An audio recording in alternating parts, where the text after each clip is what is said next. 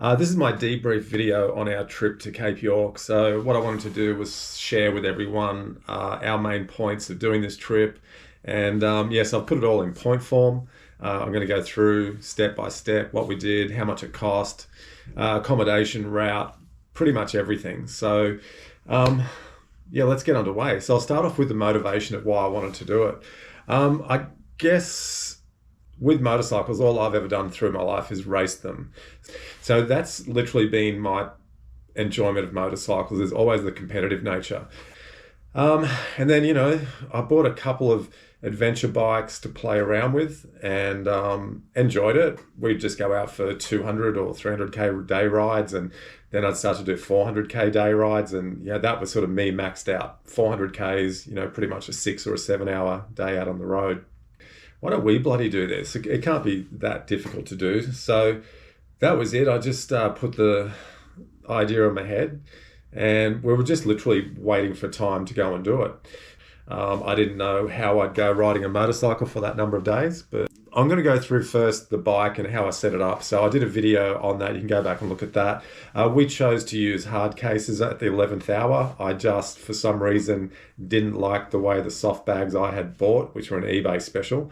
I didn't like the way they sat on the bike. So I was just nervous about them letting go. So I saw something on eBay, I saw something on YouTube about these plastic cases.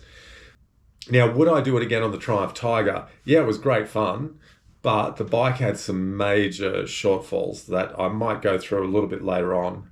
But my problem with it was suspension, but it has no adjustability. It only has adjustability on spring preload on the back.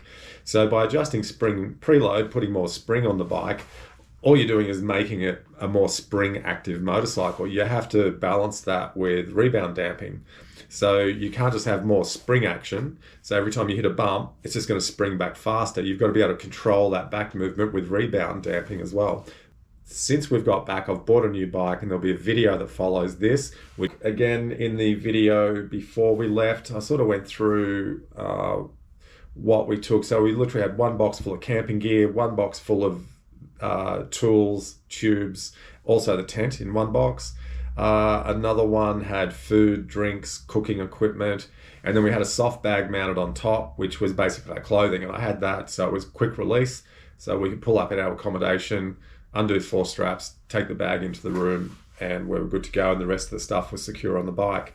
Probably one of the best things we had on the bike was the tank bag, because I could put phones and wallets and just sort of drink bottles, whatever we needed to use regularly on a day. The tank bag was an absolute, that was fantastic. Clothing, I think I sort of under prepped. I had a set of Kevlar jeans with cargo pockets, which were bloody awesome.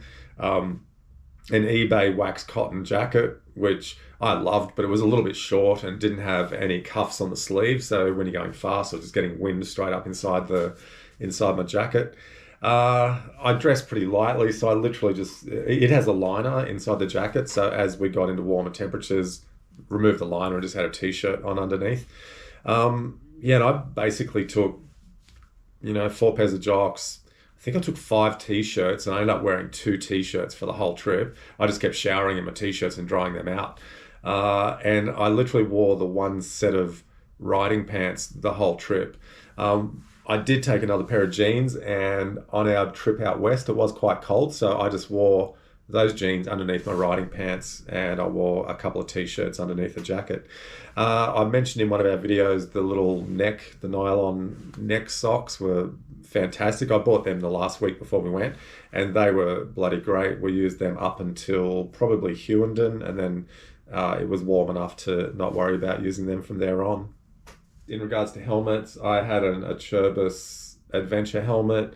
Not fantastic. It's a low-end helmet, so I'm upgrading to a new Suomi, I think it's called MX Adventure helmet, which is a lot lighter and better safety features, and I'm looking forward to getting it. It's on its way here now, so I've got that coming. Di had a Bell Moto, I think it's called a Moto 9, but it's an adventure helmet with the peak removed.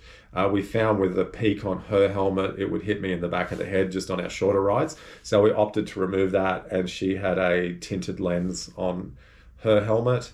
Mine has a clear drop-down visor and then tinted visor inside that you can bring down over your eyes. We basically stayed somewhere the whole time. So we were away for 17 days and we camped out for 3 nights. We didn't even have to really camp out. We could have had accommodation on those nights as well. We were relying on camping in warmer climate. It didn't bloody get warm until we were up around Chillago. So lucky for us, we had accommodation at all those places because we would have had to sleep in our clothes. Because I didn't take sleeping bags. We only took like a fitted sheet to put over the roll-out mattresses or the self-inflating mattresses, and we had a doona cover that we could use, so literally like 2 layers of sheet. And we had blow-up pillows, which were just absolute rubbish. I wouldn't take them again. What I would do there in regards to camping is would definitely take sleeping bags. The roll-out mattresses, they were a Denali self-inflating mattress, a hiking mattress. They were quite okay. But I would do what Stephen Bly from Mongrel Dog Productions does. He's a vlogger. He takes a pillow slip and he stuffs it full of clothing. So with these air pillows that I thought were just rubbish, we ended up using our clothing bags. We had these little separate clothing bags and we'd use them as pillows. So same. I would just take pillow slip next time and make my own pillow out of that.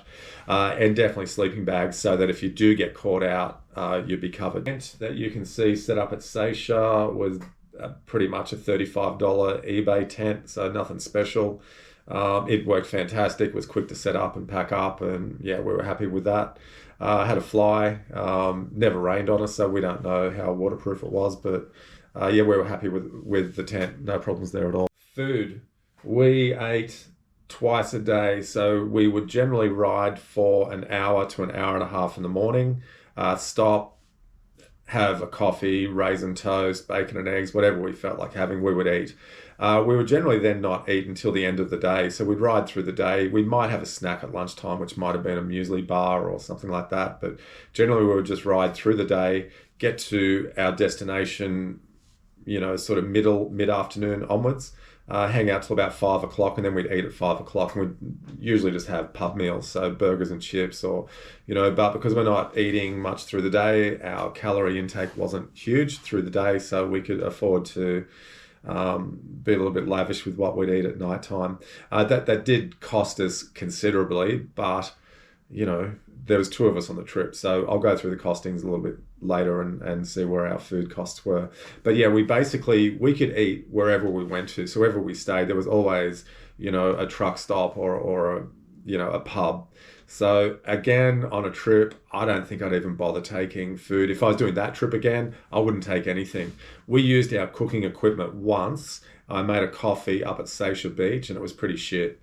So I wouldn't, the coffee was shit, so I wouldn't bother taking all that stuff again. The important thing we took in our food box was water, and we did actually take enough food, so if something happened and we got stuck somewhere, we'd have food for a couple of days. I think that's important to do, but we didn't necessarily need to take all the food that we took, which we took literally 2 or 3 days food with us, and we carried that all the way up there and all the way home, so a bit of a waste. I will now go through costings on what this trip costed. Total in fuel was $772. Total in food, $1,096. Accommodation total, $1,589. So our total expenditure was $3,457. I won't worry about the cents. So $3,500 pretty much. So over 17 days was $203 a day. And again, that is basically staying somewhere the whole time. We only camped for 3 nights. We ate out every single day. And fuel is something that you can't afford. So it was a couple of $100 a day. The stats on the actual trip were, we did 6,500 Ks. We used 435 litres of fuel.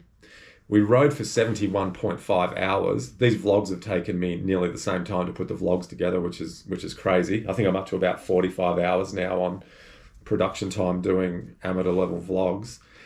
And our average speed, which is pretty cool. From here to Cape York and back was 81.7 kilometers an hour. So I'm pretty much going to use those figures for any trip that I do from here on. So if I want to go to Alice Springs, I'll just budget 80 kilometers an hour as an average speed, and I'll budget $200 a day. And again, that is for two of us. That's for two of us eating, and my fuel costs would have been higher, and accommodation isn't going to change, but my food costs are literally double. So I can probably, if I was doing a solo venture, I could probably bring that down to $150 a day. Riding a motorcycle over that size trips. And when I was an apprentice, one of my bosses told me, he said, and Reinhold, if you watch this is thanks to you. When I started doing big jobs, he just said, Mal, a big job is just lots of little jobs put together. So when I look at this trip, the daunting size of a trip, 7,500 kilometers, 6,500 kilometers, it looks like one hell of a big trip. But we just broke it down into 2 big days of 600 kilometers, and then the rest were just smaller trips. So they were just lots of little trips, 300 to 400 kilometer trips, which I know we're capable of doing happily. And that was the secret to being able to do this over 17 days and not being worn out. The other thing that I did with that is we just managed our time on the bike. We could only ride for about 2 hours between fuel. So 2.5 hours and we'd have to get fuel. So we just made a decision to stop every hour pretty much. We just pull up for an hour, every hour, get off the bike, stretch our legs, have a drink of water, go again. Then when we'd get fuel, we'd walk around for 5 minutes or so, get on the bike, go again. So we managed our time every single day. The only 2 days where we pushed it were the first 2 days when we did 600k days, and they were all bitumen out to Longreach. So once again, I'll just use that strategy. When we hit the dirt roads, there was, I think on our third day up to Hughenden, we had like 240 k's of dirt road. I broke it down into 60k batches. So it was literally, we're riding for 45 minutes to an hour, and I didn't care where we were. We'd stop, get off the bike, have a drink. A learning experience. We've done road miles around here. We've done some fire roads down in Main Range National Park. But to be loaded up with luggage and a passenger, it was a learning experience. And we didn't really learn until the first day we hit the dirt. So I would say within the first 80 kilometers of dirt riding, I had a moment where I had a tank slapper, like full lock side to side, doing about 65 to 80 kilometers an hour. And in my mind, it was like that was the closest we were going to go to crash. The only thing is, I think through my off-road riding and motocross training is I don't have fear when that instance happens. So there's a little theory that 90% of crashes happen when a person is scared. So if you remove the fear and just go, I'll get through this, and work your way through that incident as quick as it's happening, I think that's what saved us from hitting the ground. I also, when I left Bow Desert, my main goal on this whole trip was no crashes. I did not want to drop this motorcycle. So I had that in my mind from the get-go, from when I left here. So we had a couple of moments that were close. I found with tire pressure, I had to constantly manage it. We left here with 38 PSI front and back. By the time we got to Hughenden, we were up around 50 PSI.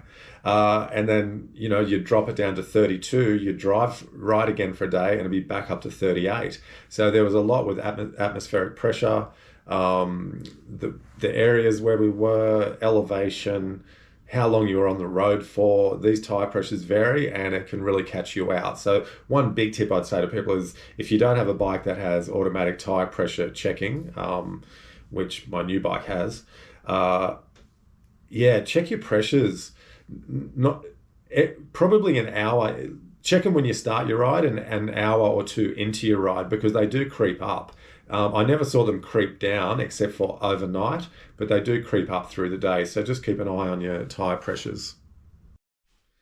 While we're talking about the bike and riding, we'll talk about different sorts of terrain. So we had rivers. I never pre-walked a river. I guess just racing off-road motorcycles and riding trail bikes and that, you just look at a river and go, yeah, I'll go through there. I had the same philosophy with Di on the back. So I'd slow right down, prepare me in body position, and just hit it. So There was never any time where I was fearful of going through water. I was just confident of going through water at all times. And I would imagine we probably did 20 river crossings. We did one that was up to our wheels. We were both standing on the pegs through that one.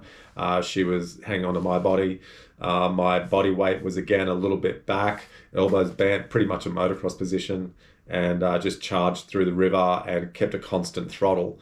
I didn't back off at all, but I was probably at that quarter throttle to third throttle range and just drove through it.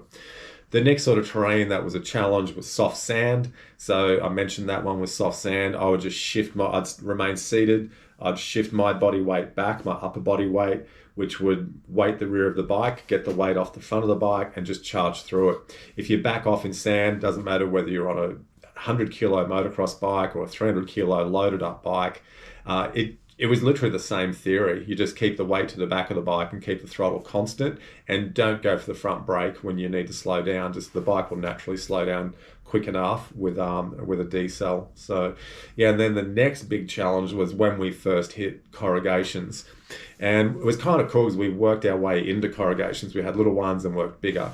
So it takes a little bit of a learning experience to work out how to get on top of them, especially with a weighted bike and with someone on the back. So I had to, you start off at 60 and the bike's banging around. So then you go up to 70 and it gets a bit smoother. You get up to 80 and then you get to 90 and it's like, oh, okay, cool. We're on top of these bumps now.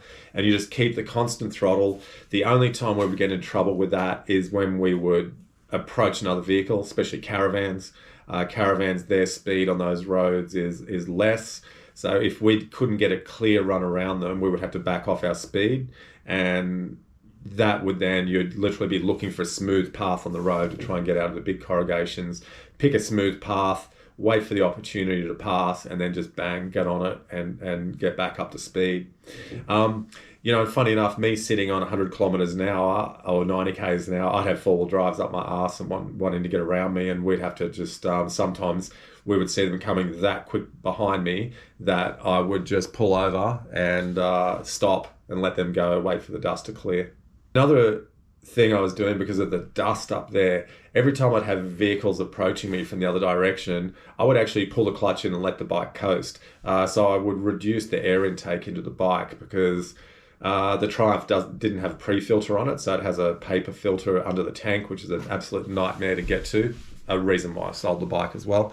Probably took me 4 hours to do a filter service on the bike up at Cooktown. So I tried to prevent dust intake by letting the bike idle. Sometimes I'd even turn the motor off and coast for 200, 300 meters until the dust cleared, and then get the motor fired up again and get going.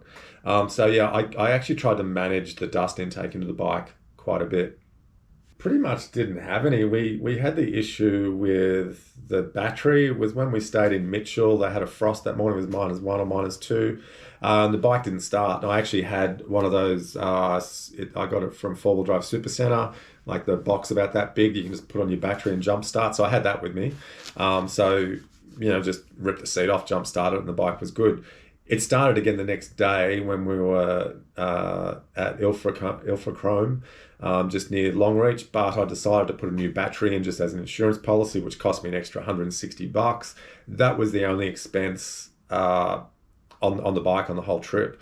Except oil. I bought 2 litres of oil at Laura and just topped the oil up. And I'd say I probably just used a bit of oil on the road, just with riding it for 8 days on bitumen, on and off. So yeah, we topped it up with oil. And then we boiled it over, and that was, we were going down the Frenchman's track and the bike just overheated. It was probably 35 degrees. Probably my fault. I didn't really see the temperature gauge creeping up, and there wasn't enough airflow over the radiator system. The fan was running its ass off, but wasn't keeping up. So, that was a thing of just pull over, let the motor cool down, top up the fluid because it was boiling. It was pissing out everywhere. Topped it up with just drinking water, and it was fine from there on home. Touch wood, we had no flats, and I think our risk of flat tyre was pinch flats with tubes. So I just made sure I kept tyre pressures high enough that would prevent pinch flats. And there's a few times we did hit a few holes, but we didn't hit any square edge ones where you'll sort of punch the tire down to the rim and get a pinch flat. On one of my videos, I did show a rim of a guy's bike that went through one of the concrete causeways and absolutely trashed his front wheel. And I had heard that story of happening to about 4 or 5 guys on that trip. So, we were given a pre-warning on that from a four-wheel drive guy actually, and that guy on the bike that we saw on the way up. So every time we get to these concrete causeways, we just back the speed down to about 30k an hour. I could have a look at the causeway. I could see these bloody big holes. I wish I videoed one of them. We just moved right over to the left where the cars don't go, and we had smooth running every single time. So we avoided that all the way through. Let's go through our trip. Now, I don't have a digital copy of our trip, so we're here in Bow Desert. We went out through here, through Toowoomba, Miles, and this is where we stayed night 1, which was Mitchell. So that's 600 k's. We then went from Mitchell up to a little place called Ilfracombe, or Ilfracombe, which is just near Longreach. From Longreach, this road here goes to Hughenden through Muddaborough, and it's basically all dirt roads. So the video where it's this beautiful blue sky, open paddocks, that's that section of road there. That was beautiful. That was a one-day ride. From Hughenden, we then went up this road. Got to flip the map to Mount Garnett, which was here. Okay, so from Mount Garnett, I had 2 options. The main road goes this way, and we went this way, which was that Lappa Mount Garnett road that I was talking about. I'll get a little pointer. Yeah, so this road here was so cool. Okay, then from there, this was to Chillago. Chillago to this is called the Normanton Development Road, goes around to Normanton, but we went here. This is that intersection that had Mulgrave written on it. This was like just absolutely balls it out incredible, this road here. Okay. Then we went back to Laura. We dropped down a little bit and we stayed in Laura. Then we went just outside Laura and you go on the Lakefield National Park Road. So that was just absolutely incredible. Brings you to Musgrave Station. And then we just followed the development road all the way up to Seisha, which is where we stayed up here, and then that's just a 30k or 40k ride around to the Cape, and then probably in a 20-minute walk over the hill to the Cape. Then our return trip basically followed our path back, okay, all the way down. But what we did is we went down here. Oh, we did this one here. This was a track, but I didn't film it, but I'm going to do it again one day. We went to Cooktown, then down to Cairns. Cairns, we went up to Mareeba, which is up in here. Then we come back down to Townsville, and then we started heading home. So this dickhead here bought some bloody, where are they? These shitty little things, SD cards. Got these ones on eBay. They bloody failed. So I did videos, had some great video of camping and setting up our campsite at Bramwell. And then that night, something happened with the camera, and I was going, oh, this isn't right. And I had no way of checking. I couldn't review the film. So I borrowed someone's laptop computer at Bramwell, plugged one of the SD cards in, and I could see all the MPEGs or MP4 files. So I went, okay, cool, we're good. But I made the decision to put in a better quality card that was 80% full, and I filmed the rest of the trip from Bramwell to Cape York on that card because I knew that the integrity of that was good. The only thing I did is I dropped my resolution from 1080/60 to 1080/30, so I used less disk space. But mate, no one was more pissed off than me that I lost some of this footage, and I lost some pretty cool stuff that would have been nice to include, but the files are corrupt. When I look at the SD card on my computer, you can see all the MPEGs that worked, and then there's a pile of them, there's 47 of them that are corrupt. I've tried all different software to open them, there's nothing I can do, so I just got to suck that one up, and we lost that. So yeah, that sucked. I'm going to get Diane now, and we're going to talk about what she experienced with it. So bear with me. I'll get her, and she's going to be sitting right here. Boom! Here she is. What was the highlight of the trip for you? Probably definitely going to the falls, both Fruitbat Falls and Elliot Falls. They were pretty amazing. Yeah, I wish we could have stayed longer, and maybe camped, or done something and gone back a couple of times. But otherwise, yeah, definitely those. And the worst moments?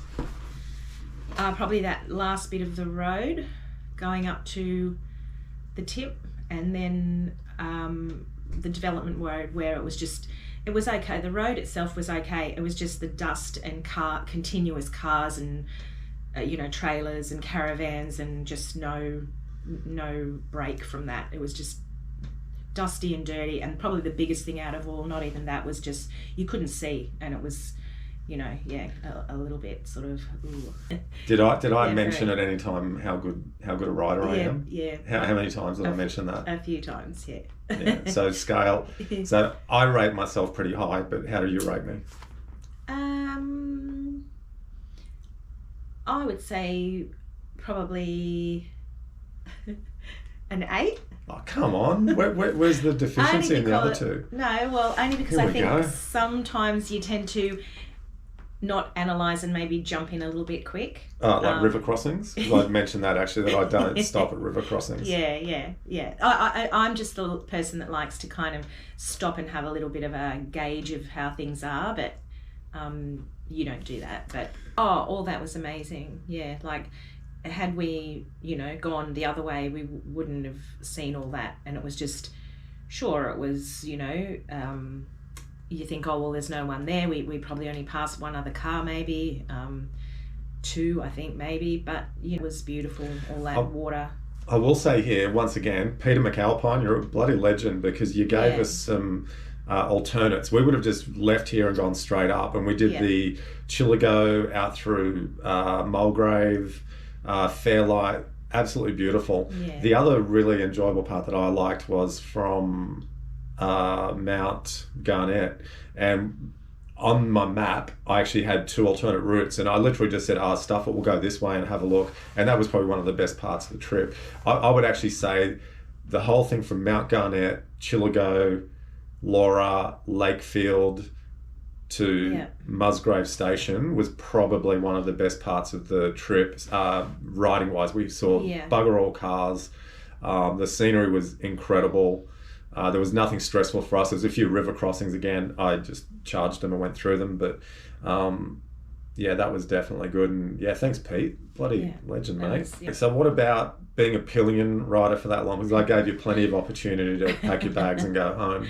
Yeah, no. Although I wanted to pull out I seriously did want to pull out on the first day. I did 300 kilometres and I was rooted. It was like I didn't want to go any further. I actually, I thought I would struggle a lot more. And it is difficult because you are sitting, you're pretty much wedged into a very small gap, and there's not a lot you can do, but it's also not a matter of just sitting there and not doing anything either. Like, I found by the end of the day, I was tired, and not tired like car travel tired. I was tired from concentrating, watching where we're going, looking at the scenery still, but on certain parts of the road, or dirt road, just watching for other stuff, animals, potholes, because that affects where he rides, affects how my ride is. It's just, there's a lot to do, like, you don't think you're just sitting on the back and you sit on the back and do nothing, but you don't really, like, even river crossings, standing, I found a lot of times that if I was standing, it actually felt better than me sitting. So my legs were sore at the end of the day. My bottom wasn't sore because I had my nice squishy seat after the second day, so I was good after that. Which we were going to share, but it got taken ownership and that was it. We were supposed to share that, but it kind of ended up zip tied to my seat, so that's where it stayed. No, you don't, because like I said, you're so concentrating. You everything's so like stimulated, like you don't have time to be tired. Your body, you feel tired, like I said, from standing and sitting and standing and sitting. Like my legs a couple of times were like, oh, I don't think I can stand one more time, But it makes a big difference if you do move around and do become part of the whole thing and not just the passenger. Because if you become the passenger, it's very all over the place. Like you feel like you're being dragged behind something, like, whereas if you actually, make the effort to be part of it, then you feel like you're part of the whole thing, not just something that's wobbling around on the back. Did you trust my navigation and my paper mapping? Yeah, I did. Were you ever in doubt that? No. I mean, it's a bloody triangle and we're heading up there, so it can't be that hard to... And it was... Can't be that hard. And the funny thing is, there's signs the whole way. So unless maybe where we were going through those... Through Mulgrave, we needed to know, but there was still a sign there. But yeah, we found that when we got to those places, it was like, oh, there's a sign there, or there's a, road... Taking it back to the 80s, man, is what I did. I know. Now, it didn't bother me at all. And I mean, from here out was just... Yeah, because everything's marked, like... Oh, did my stress levels raise at all? No, not really. No, actually, no, they didn't, which I was quite surprised, even with the overheating of the... Did I lose my shit anywhere that I did? Okay, did I lose my shit anywhere that I didn't film? I don't think I did. No, I don't think so. I think the peak of my emotion was literally when the bike boiled over. And probably when we were in Hewenden, I was a bit stressed because of the near off that I had the day before. That worried me, and it didn't worry me about me crashing, but and I'd love over here. If I hurt her, my daughters would have bloody hung me up. So and you probably copped the brunt of that more than me, because me being on the back, you were watching at the front what was going on. I couldn't really see what was going on. So to me, it didn't sort of frighten me to think, oh no, I don't want to, I want to get off. I don't want to do that anymore. It was just like, oh, ooh, that was a bit, Right. Whatever. Like my thing is, whenever something like that happens, you're always going reasonably slow. So if you fall, you fall. I've fallen off mountain bikes like heaps of times. It's touch wood, hopefully nothing bad happens, but it doesn't bother me. To wrap it up, what would you say to other wives or girlfriends when the boyfriend or husband says, do you want to go for a ride to Uluru or the Kimberley, and I've got this bike, do you want to come? What would you say to them? I would say definitely do it. I'd say get some, weekends in, or even do like some little short trips just to, work out, being on the road so you know what to expect, and then off the road so you know how that feels, because they're two completely different feelings. And just give yourself a little bit of time and go, okay, well, I feel comfortable sitting this way, holding on this way, when he takes off or accelerates, or just so you've got an idea. Just don't jump on, stone cold, I would say. So we did 17 days straight riding. Never felt once that, oh my God, I'm so exhausted and I want to get off this thing. Yeah. So nobody watches a video on the descent of Everest. So this video was about going to Cape York, not coming home. No one would want to watch that. So we turned the camera off literally at Cape York, and that was it. We parked it. We're going to Uluru. Yeah. Pretty soon could be, real soon. So no, I'm got some coaching stuff on. Thanks everyone for watching our video, and I think she deserves more award than I do, because I had a good time. I loved it. All right, thanks everyone. We'll see you next adventure. Stay tuned. I've got a video coming out after this one, which is me buying my new bike for our next adventure. So stay safe, and thanks for coming along this whole journey and watching us. We've enjoyed bringing it to you. Take care.